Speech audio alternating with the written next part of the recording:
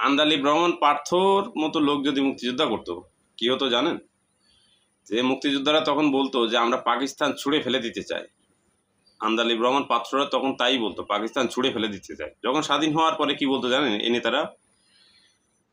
যখন মুক্তিযোদ্ধারা বললো আমরা এখন পাকিস্তানকে ছুঁড়ে ফেলবো, তখন এই নেতারা বলতো পাকিস্তানকে কেন ছুঁড়ে ফেলতে হবে, পাকিস্তানকে নিয়ে আপনাদের এত গাত্রদাহ কেন? এটা এই জন্য বলছি যে এই নেতাদের চরিত্র কখনোই ঠিক না। এরা যে এত পোল্টিবাজ, নিজের স্বার্থে এরা নিজেকেও বিক্রি করে দিতে পারে।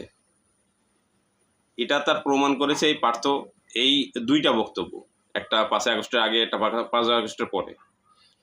এই পার্থ এখন অনেকেই হয়তো গায়ে লাগবে যে পার্থকে বলছে, আসলে পার্থ কিন্তু বিএনপির না, আমি বিএনপিকে বলছি না, আমি এটা বোঝাচ্ছি যে এই পার্থরা কখনো দেশের জন্য রাজনীতি করে না, নিজের পকেটের জন্য রাজনীতি করে। কেন বলছি?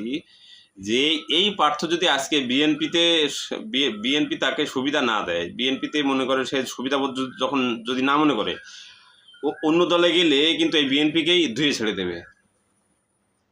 এইটাই রাজনীতি, আমাদের দেশের রাজনীতি অন্তত, যে আমরা নিজের পকেটটা গুছাই, দেশের কথা চিন্তা করি না। যেমন ধরেন বিএনপি হোক, আওয়ামী লীগ হোক, জামাত হোক, এদের যে অন্ধভক্তরা আছে তারা মনে করে তাদের দলের কেউ নিষ্পাপ, সব নিষ্পাপ।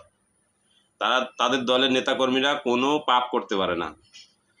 আপনি যখনই এই এই দলের নেতাদের বিরুদ্ধে দুর্নীতি, লুটপাট, ধর্ষণ, যত অপকর্ম আছে এটা নিয়ে কথা বলবেন, তখনই দেখবেন আপনার পরে হামলে পড়বে।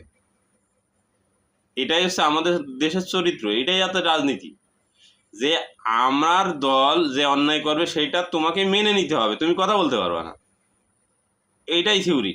কিন্তু এরা বোঝে না যে তুমি মানলে আরেকজন নাও মানতে পারে সেই অন্যায়টা। এখন এই বিষয়ে কথা বলতে গেলে বন্ধু বেজার, কিন্তু আসলে বলার কি, চামচামি কিন্তু সবার দ্বারাই হয় না ভাই, এটা মানতে হবে। ধন্যবাদ সবাইকে।